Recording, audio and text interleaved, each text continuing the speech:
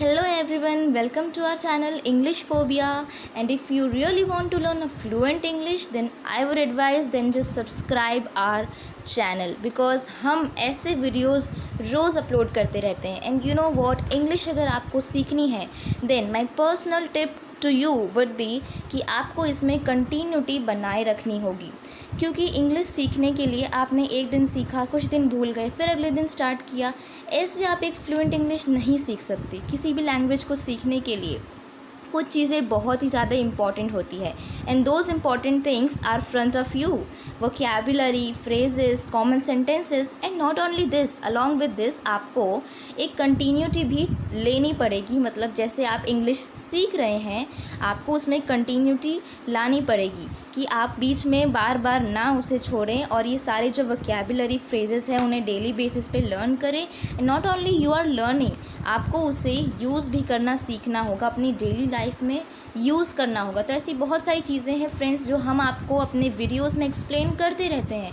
And you know what, learning English with our channel makes your way very easy. तो आप अगर ऐसे ही English सीख रहे हैं तो फॉरगेट अबाउट इट. अगर आपको फ्लुएंट सीखनी है तो आपको हमारे चैनल के सारे वीडियोस देखने पड़ेंगे. मैं नहीं कह रही आपको सारे देखने पड़ेंगे, बट हाँ, जो वोकैबुलरी होती है, फ्रेजेस होते हैं, कॉमन सेंटेंस होते हैं, इन्हें सीखने के लिए आपको वीडियोस देखते रहने पड़ेंगे. और इसके साथ साथ आपको रोज़ देखना होगा, क्योंकि जैसा कि मैंने आपको बताया कंटिन्यूटी का मीनिंग होता है रोज़ वो चीज़ करना और बीच में उसे ना छोड़ना. तो बिना किसी पॉज के अपने इंग्लिश को सीखते रहें. और अब मैं आपको बताने वाली हूँ, I going to introduce about today's topic. तो आज का हमारा जो टॉपिक है वो है common sentences. Of course it is a very important thing which you have to learn in English.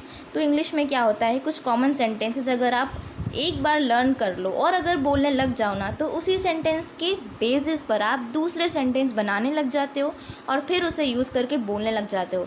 And thus you get the habit of speaking English and that's my goal. तो जो मेरा गोल है, आज मैं वैसा ही कुछ करने वाली हूँ. आज मैं आपको कॉमन सेंटेंसेस सिखाने वाली हूँ और मैं आपको बहुत अच्छे से एक्सप्लेन करूँगी. I hope you would understand everything.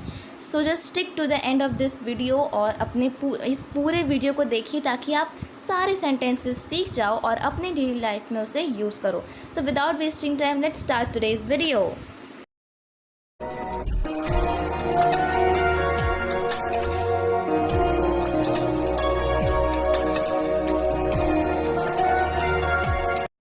And here are our sentences. तो हमारा पहला सेंटेंस देखते हैं. It took 3 years to me to learn English. चलिए मैं आपको सारे सेंटेंसेस को अच्छे से एक्सप्लेन करूँगी. हिंदी मीनिंग तो लिखा ही हुआ है, आप चाहें तो इसे खुद भी रीड कर सकते हैं. तो it took 3 years to me to learn English, इसका मीनिंग होता है मुझे अंग्रेज़ी सीखने में 3 साल लगे. जब भी आप कुछ इस टाइप का बोलते हैं ना, 3 साल लगे, या फिर रोटी बनाने में आटा लगा, या फिर इस चीज़ को बनाने में ये लगा, तो जो लगा वाला जो सेंस होता है, जो वर्ड इस टाइप का जो भी सेंटेंस होता है, आप उसकी स्टार्टिंग में यूज़ कर सकते हैं टुक.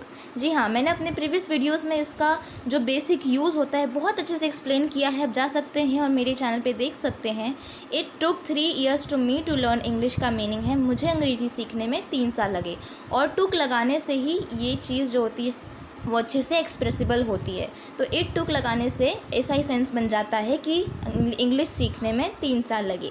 अपने नेक्स्ट सेंटेंस को देखते हैं. I use to work on laptop, जिसका बड़ा ही सिंपल सा मीनिंग है मैं लैपटॉप पर काम किया करता हूँ.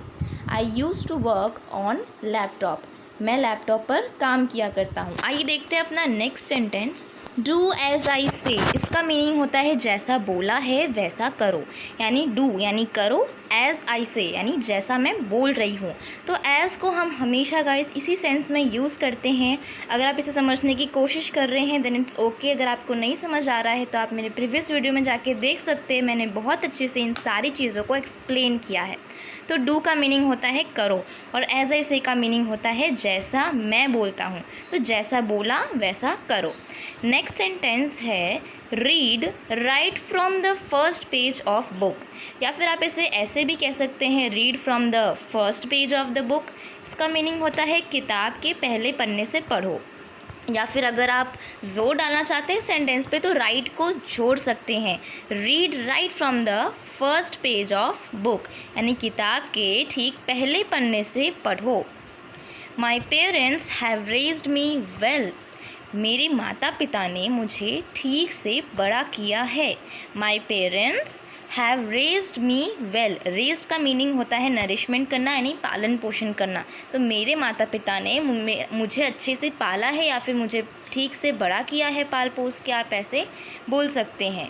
तो आप एक बार इन सारे सेंटेंस को दोबारा से रीड कर लीजिए, and if you want you can write all this sentence in the notebook, ताकि आप इसे दोबारा से देख सकें और अपनी डेली लाइफ में यूज़ भी कर सकें। तो ये थे हमारे सेंटेंसेस। आइए अपने नेक्स्ट सेंटेंस को भी देखते हैं उनके हिंदी मीनिंग के साथ।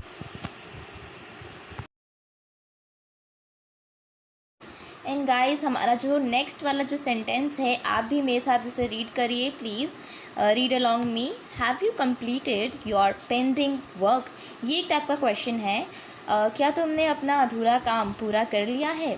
हैव यू कंप्लीटेड यानी क्या तुमने पूरा कर लिया है। योर पेंडिंग वर्क यानी क्या तुमने अपना पेंडिंग वर्क पूरा किया है।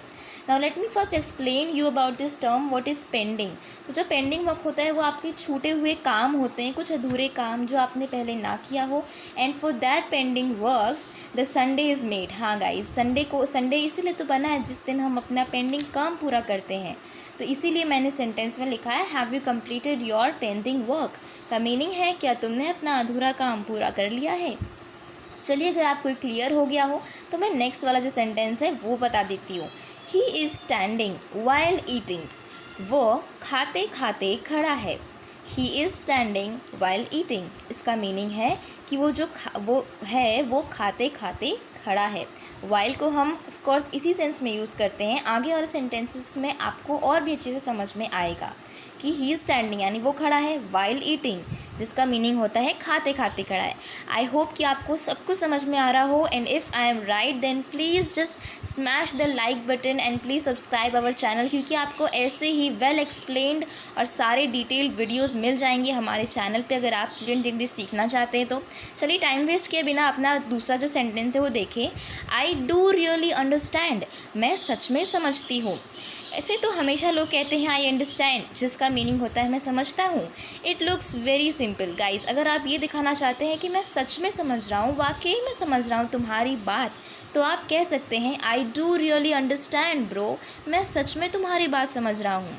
चलिए, अब अपना नेक्स्ट वाला सेंटेंस देखते हैं। ये बड़ा ही सिंपल है। I am going to reject you any वे।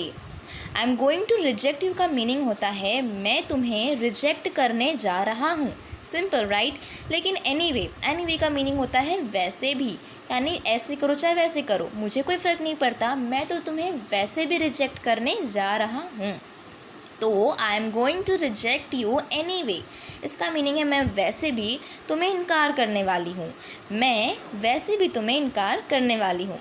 आइए अपना नेक्स्ट वाला सेंटेंस देखते हैं। I don't care what ever they say about me.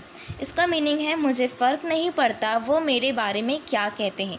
What ever का मीनिंग होता है जो भी, यानी कुछ भी। तो I don't care what ever they say about me, इसका मीनिंग है मुझे फ़र्क नहीं पड़ता वो मेरे बारे में जो भी कहें या कुछ भी कहें। चलिए, ये सेंटेंस तो बहुत ही मज़ेदार थे। आप इसे अपने डेली लाइफ में बस यूज़ करना शुरू कर दीजिए। It will look very smart. अगर आप इसे बोलेंगे तो बहुत ही अच्छा लगेगा। चलिए, अब अपने नेक्स्ट सेंटेंस को देखते हैं। अगर आपको इन सब की इंपॉर्टेंस समझ में आ रही है गाइस, तो प्लीज़ कमेंट करके बताएं कि आपको कौन सा सेंटेंस सबसे ज़्यादा अच्छा लगा। एनीवे, आगे देखते हैं। He made me to do this work. He made me to do this work. उसने मुझसे यह काम करवाया। यहाँ पे क्या लिखा है? ही मेड मी, यानी उसने मुझे ऐसा बनाया कि मैं काम करूँ। ऐसा आप समझने के लिए ले सकते हैं guys. He made me to do this work का मीनिंग है उसने मुझसे ये काम करवाया है, यानी मुझे करने को उसने बोला होगा या फिर उसने फोर्सली मुझसे ये काम करवाया है। चलिए, अपना नेक्स्ट वाला सेंटेंस देखिए। ये बहुत ही सिंपल है। आई लिसन सॉन्ग्स वाइल स्टडिंग। इसका मीनिंग है मैं सॉन्ग सुनती हूँ वाइल स्टडिंग, यानी पढ़ते पढ़ते। I listen songs while studying, मैं पढ़ते पढ़ते गाना सुनती हूँ। I listen songs while studying. Next sentence is my teacher made me to stand on bench. मेरे अध्यापिका ने मुझे एक बेंच पर खड़ा करवाया। My teacher made me to stand on bench. इसका बहुत ही सिंपल मीनिंग है, मेरे अध्यापिका ने मुझे बेंच पर खड़ा करवाया। आई नो कि आपको भी स्कूल डेज़ में ऐसा ज़रूर किसी ने करवाया होगा, तो आप किसी को बताने के लिए इंग्लिश में कह सकते हैं my teacher had made me to stand on bench.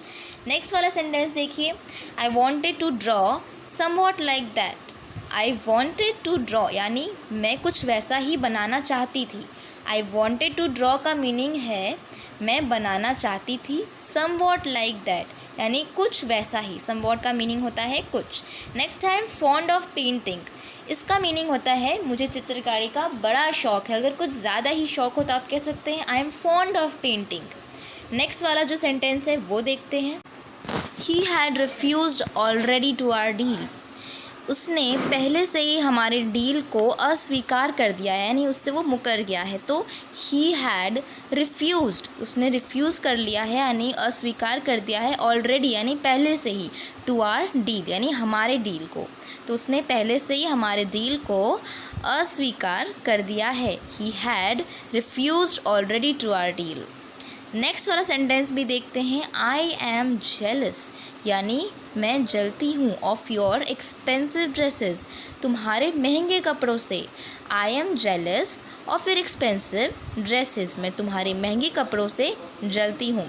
तो आई एम जेलस को जब भी आप यूज़ करेंगे तो आगे आपको ऑफ लगाना पड़ेगा और फिर वो चीज़ का नाम लिखेंगे जिससे आप जलते हैं। तो जेलस का मीनिंग क्या होता है? जलन यानी जलना। नेक्स्ट है हमारा water. Water is an essential part of our life.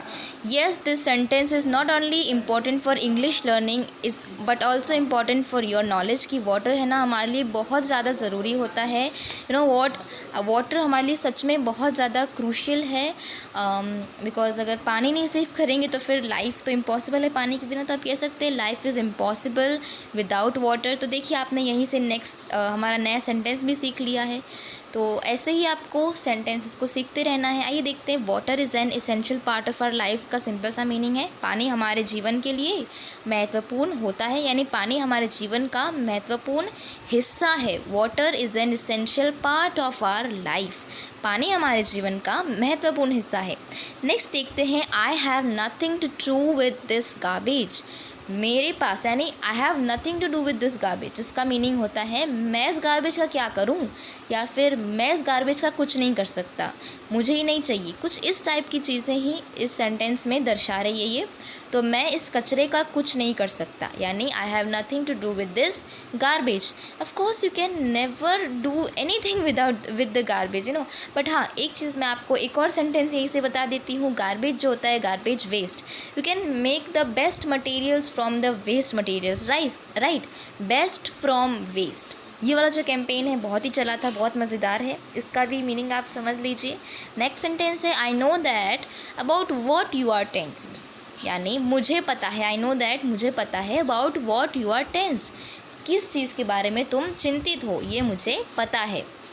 चलिए अपना नेक्स्ट वाला सेंटेंस देखें, he is the dearest friend of mine, वो मेरा सबसे ख़ास दोस्त है। डियर का मीनिंग तो खास, प्यारा, अच्छा ही होता है, राइट। EST जो होता है वो उसका सुपरलेटिव फॉर्म है। बाकी तो हम इतना ग्रामर में नहीं जाएंगे because it's not very important in the spoken English, मैं हमेशा कहती हूँ। लेकिन आपको सिर्फ इतनी चीज़ समझा दूँ कि डियर के साथ EST लगाने से क्या होता है गाइस, डियर का जो मीनिंग होता है वो सबसे ज़्यादा इस भाव में आ जाता है और सुपीरियर लेवल पे वो चला जाता है।